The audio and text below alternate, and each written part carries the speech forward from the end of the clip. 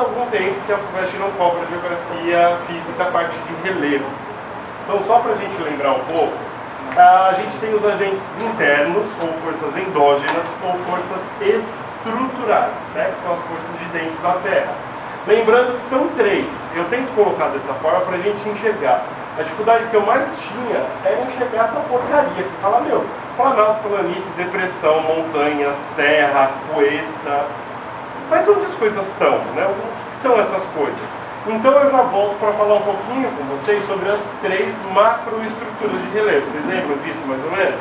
Que é o escudo cristalino, ou cráton, ou o escudo antigo, dobramento moderno e as bacias sedimentares. São só três macrodivisões, tá?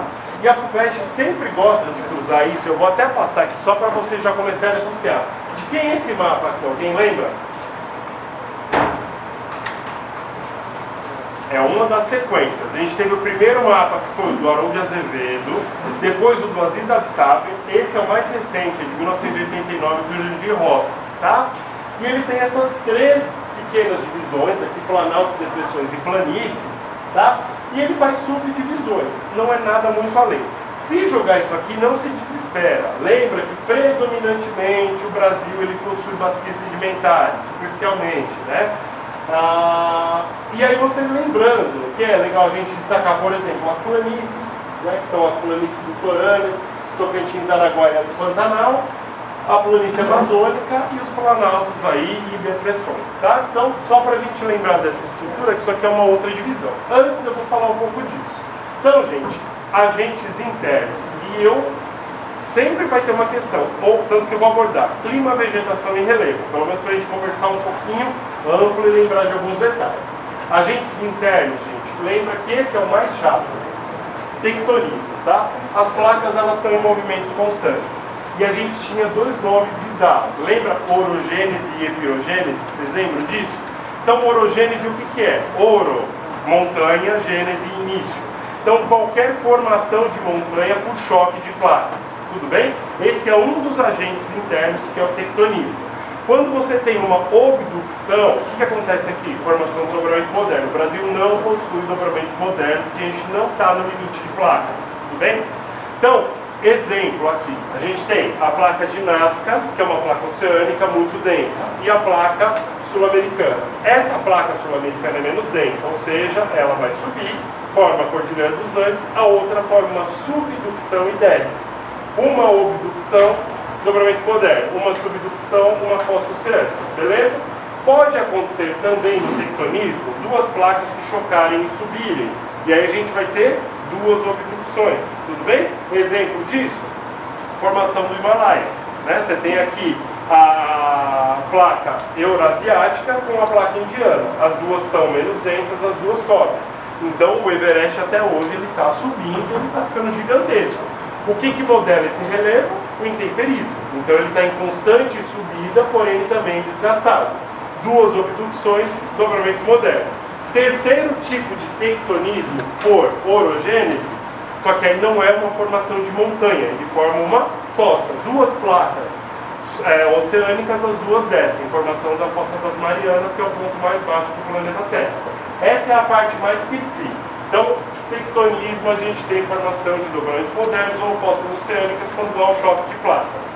Isso é no choque. E quando não tem choque de placa? É a tal da epirogênese, tá? E a epirogênese, lembra, tem um forçante aqui, duas placas em contato.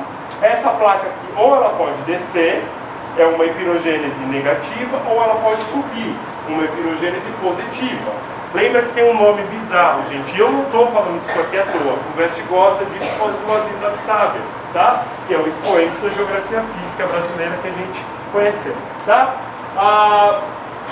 Então, quando você tem uma epirogênese por dobras, ele pode formar uma anticlinal, e aí vocês vão enxergar aquele desenho da continuidade das rochas, ou quando ele é rebaixado, uma sinclinal. Essa é a parte mais chata dessa matéria aqui, sério mesmo, que é a parte também que eu perco mais tempo. Quando acontece um choque de placas e essa placa aqui tem uma superfície de dobra, vai dobrar aqui meu punho ou vai dobrar meu braço. Se dobra essa parte, o que vai acontecer? Vai quebrar. A gente pode ter epirogênese por quebra também. E aí você tem, quando tem uma formação de pilar tectônico é um horst, quando uma fossa tectônica é um graben. FUVEST ama isso de paixão, não é à toa que eu estou falando disso e eu sei que é chato, tá? Mas só para a gente tentar lembrar, para poder associar, porque vai haver uma questão de geografia física necessariamente, não sei o que. Eu acho que clima eles não vão pegar, porque caiu o furacão na primeira fase, como eu tinha falado para vocês, que é uma matéria que estava em evidência, tá? Por isso que eu estou falando um pouco de relevo. Primeiro, lembrou? Orogênese, epirogênese, formação de montanhas, todas as estruturas de relevo, ou vão acontecer por epirogênese ou por orogênese, formação de montanha, ponto final. A gente tem atividades vulcânicas, lembra que tem 3 tipos de vulcões, aqui é bem mais simples de enxergar. Você vai ter os vulcões efusivos, os explosivos e os mistos, tá? Quando acontece um vulcão explosivo, o que acontece? Tem uma camada de rocha cobrindo ele, faz a pressão e ele explode. Esses são os mais perigosos. O efusivo, ele está em lava constante, é o exemplo deles do Havaí, por exemplo. E os mistos, quando ele ora está em atividade constante, ora não está em atividade constante. E o terceiro agente interno são os terremotos ou abalos sísmicos, tudo bem? E aí qualquer tremor de terra acontece ou numa placa convergente ou numa placa transformante. Placas divergentes estão associadas só com vulcanismo. Lembrou isso aí? A parte mais chata, mais pesada, porque tem uma série de nomes. E tem as forças exógenas, que aí são as que moldam o relevo. Isso aqui é uma rocha sedimentar, tudo bem? E aí lembra, gente, que erosão não é sinônimo de intemperismo, tá? Intemperismo é uma das fases da erosão. Então a gente tem o intemperismo ou desgaste, o transporte e a deposição. Esses 3 formam a erosão. Parece simples agora falando, mas lembra que a questão de segunda fase de FUVEST, ela é contextual. Então às vezes o cara coloca no item A para você explicar o processo de formação de uma rocha, seja uma rocha sedimentar, uma rocha metamórfica. Tudo isso está associado com esses movimentos. Beleza? Então isso daqui é uma coisa que eu sei que é chata, porque tem um monte de nomes, mas eu sei que cai. E, se você escreve 60% de uma questão dessas, não estou brincando, vocês ganham ponto pra caramba numa prova de segunda fase. Então tentar lembrar e tentar relacionar as coisas. Puta, não lembrei do nome, travei. Dane-se, explica o processo. Eu tenho certeza que vocês conseguem explicar. Para, pensa, anota no cantinho e tenta associar as coisas, que vocês se dão bem nisso. Beleza? Então aqui, as classificações de relevo, essa do Jurandir Ross, não tenham medo disso, são só 3 e ele faz subdivisões, tá? Lembra sempre de ficar de olho, porque a FUVEST gosta muito do relevo de São Paulo. Então lembrar que a gente está aqui na planície litorânea, a gente sobe a serra e entra na planície, no Planalto de leste e sudeste, a depressão periférica e depois as cuestas aí do oeste paulista. Isso é interessante vocês terem na cabeça. Mudando. Geografia física. Provinha colorida, lascou-se, né? Porque os caras cobram esse tipo de coisa. Como eu disse, gente, eu tô chutando relevo e vegetação. Eu acho que clima eles vão sair um pouquinho. Talvez não, talvez possa cair furacão associado com alguma coisa de clima, por isso que eu vou relembrar vocês de algo. Se cair isso e é característica tanto da FUVEST quanto da Unicamp, primeira coisa, lembra que o item A normalmente ele é pontual, ele vai comer. O que é isso aí? E depois, no contexto X, ele quer que você disserte sobre. Às vezes pode cair para você identificar relevo. Relevo e identificar vegetação. Agora a gente tem vegetação. Alguém consegue identificar isso daqui? Para mim, o que é isso? Cerrado, perfeito, tá? Lembrar associações. Tá pegando fogo na Austrália. Tudo bem, é muito atual, não vai cair isso em prova. Mas lembra no início do ano, do ano passado, né, que teve incêndio na Califórnia. Qual que é o clima da Califórnia mesmo? Alguém lembra? Predominante? Mediterrâneo. Qual que é a característica do clima mediterrâneo? Verão seco e inverno úmido. Tá feita a cagada. Por isso que os incêndios são comuns lá, tá? E aí eu já adiantei para vocês. Essa é a vegetação mediterrânea. Tudo bem? Lembra que ele tem os 3 estratos. O herbáceo aqui embaixo, que são as gramíneas, etc. O arbustivo, que são os maquis e garrigues. E o arbóreo, que são algumas árvores pontuais. Isso daqui, gente, para pegar fogo é facinho. Por quê? Verão seco e inverno úmido. Ou seja, já está feito. Cerrado brasileiro também pode cair numa segunda fase da FUVEST? Pode. O que aconteceu aí? Incêndio como jamais, né, foi registrado. O governo fala que não teve, que foi dentro da normalidade. Outros falam que foi maior que a normalidade. Dane-se o que falaram. Fato é, foi constatado, foi passado em mídia, né, foi muito discutido isso durante o ano, pode cair. Avanço do agrodesmatamento, toda a questão das políticas agrícolas brasileiras, isso o FUVEST também gosta. Então, tentar associar as atualidades com alguma matéria, né? Isso facilita bastante para você integrar o que pode aparecer na prova. E eu juro, gente, numa segunda fase, a gente estava até conversando no carro agora vindo para cá. Puta, a segunda fase é um pouco mais difícil. Para um aluno preparado, como eu vejo vários de vocês que estão preparados, é mais fácil que a primeira fase, porque vocês têm contexto. Aí é o que eu digo desde o primeiro dia de aula. Treina escrita, que é onde você fica malandro na coisa. Se você não treina isso, aí você sabe, mas você não sabe passar para o papel. Mas eu tenho certeza que vocês vão preparados. Vocês conseguem, né? Eu sempre brinco que é o poder do chaveco.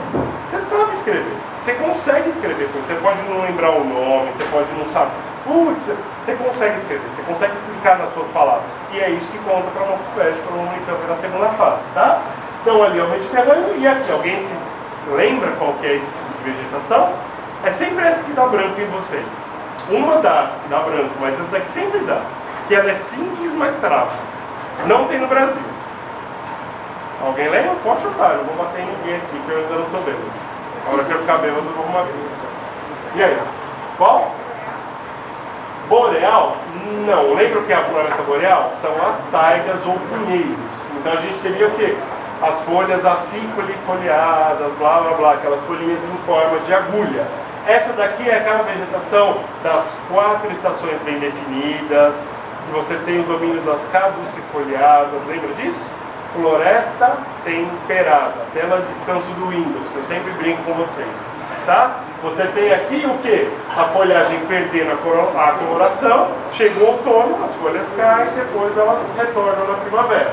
4 estações bem definidas, é o clima temperado oceânico esse daqui, tá? Da costa leste dos Estados Unidos e oeste da Europa. Aliás, isso cai bastante também, né? Foi a área que foi ocupada historicamente, os caras sempre fazem uma associação. Floresta livre, Entra. Os caras estão bons. Entra. Tem uma boa parte que é isso. O Senhor dos Anéis também, né? Tem muito de taiga e de floresta temperada. Né? E aí, para fechar essa parte de geografia física, climogramas malditos.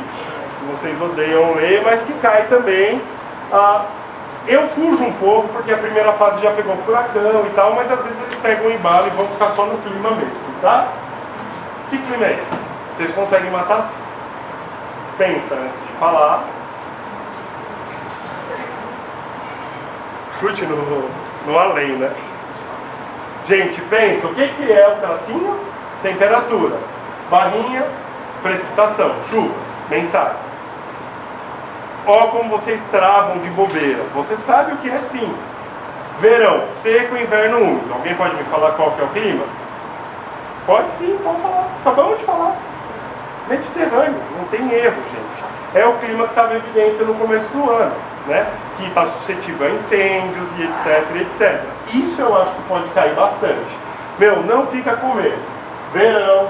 Tá, lembra também que eu falei para você identificar o período do ano, que é o verão, para você identificar o hemisfério, né? Então, se está aqui, no meio do ano, verão, temperaturas elevadas, está ficando no hemisfério norte. Esse é o climograma de Portugal, tá? Por sinal de Lisboa. Aqui, esse daqui eu vou falar que é um pouquinho mais chato. Esse é o clima do sul do Brasil, subtropical. Chuvas constantes durante o ano todo, e aí a gente olha para a temperatura, né? Abaixo vai 23 graus as máximas e as mínimas chegando aí a 13, 12 graus. Não pode ser o clima tropical. A temperatura é parecida com o tropical, que a gente está acostumado, mas olha a pluviosidade. Lembra que o tropical, chuvas estão mais elevadas aqui e menos chuvas no inverno, e depois aumenta. Então cuidado com isso, que é pegadinha. E sim, eu estava resolvendo no estudo dirigido com alguns de vocês essa semana, aquela dos mega eventos. Vocês já devem ter visto que foi do ano passado. Você tinha que colocar atividades vulcânicas, formação de bossoroca e formação de montanhas. E ele te dava um quadro bizarro e você só tinha que encaixar as coisas. O FUVEST curte isso. Ela curte dar um item para você identificar de uma forma meio louca. Então vai que caiu isso daqui, tenham calma, tá? Aquele chutezinho, se precisar, mais consciente. Não vai ser cão escrevendo qualquer coisa, tá? E esse é o clima temperado continental, tá? Lembra que as mínimas são muito mínimas mesmo, tá? Porque você está dentro do continente e não tem umidade. Então está aqui em -10. E aí as máximas não chegam a 20 graus. Chuvas também são mais comuns no meio do ano, durante o período de verão. Portanto, eu estou no hemisfério norte. Esse é o clima, o climograma dos Estados Unidos, é o climograma da taiga, por exemplo, da floresta boreal ou da floresta de coníferas, tá? Essa parte é meio zoada porque você só fica concordando, você não compreende nada além. Você fala, beleza, eu lembrei, mas essa é a minha ideia também, tá? Que você possa lembrar e ter algumas dicas bacanas para isso daqui. Segunda parte da geografia mais humana. Como eu disse para vocês, contexto, Guerra Fria, despenca. Até o Ronaldo estava falando de Guerra Fria, questão de Angola, né? Tem vários conflitos associados à Guerra Fria que eu acho que podem aparecer. Dica para vocês, tá? 50 anos do Homem na Lua. Lembra que eu disse que isso pode aparecer. Torça para cair em Guerra Fria, porque se cair em física, vocês estão ferrados.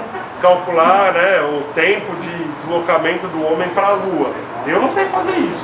Lei de Kepler, vai se ferrar, né? Antes que caia aqui, que você consegue associar. Corrida espacial, corrida armamentista, é bem mais tranquilo, tá? Outra coisa que na geografia pode aparecer bastante. As características da Guerra Fria. Bipolaridade global. Trazendo para as atualidades. O que a gente tem observado agora? Uma nova bipolaridade se desenhando Estados Unidos e China, mas com a questão da guerra comercial, guerra tecnológica. Eu vou falar de tecnologia já já. Então, a FUVEST, como eu disse que é contexto para eles, o que eles podem fazer? Colocar uma questão de atualidade, a questão da guerra comercial Estados Unidos e China, as tensões que podem abalar a economia mundial e blá blá blá, e um dos itens da questão ele cobra a Guerra Fria, né? Fazendo alusão ao período histórico da Guerra Fria com o período atual da guerra comercial Estados Unidos e China. O que mudou? Continua a bipolaridade, só que agora é uma disputa econômica, uma disputa tecnológica, é uma questão de dominação. Aqui também era uma dominação ideológica, capitalismo e socialismo. Atualmente é o que? É uma questão econômica, é uma questão comercial, é uma questão do controle que cada um vai ter. Alguns comentários bizarros dos Estados Unidos, né? Vocês estão proibidos de usar o 5G, porque sabe o que vai acontecer? Mundo. A China vai bisbilhotar vocês, eles vão ter acesso às informações. Ué, mas os Estados Unidos já não tem isso? É curioso, né? Porque você vê claramente uma troca de comando, uma troca de controle. Se hoje os Estados Unidos dominam as nossas informações, amanhã será a China. Para nós, claro que muda a questão cultural, muda uma série de coisas. Mas a questão em jogo é quem domina quem, né? E a China tem até um plano da China para 2025, né? Que a China quer passar a ser realmente quem dita as regras tecnológicas.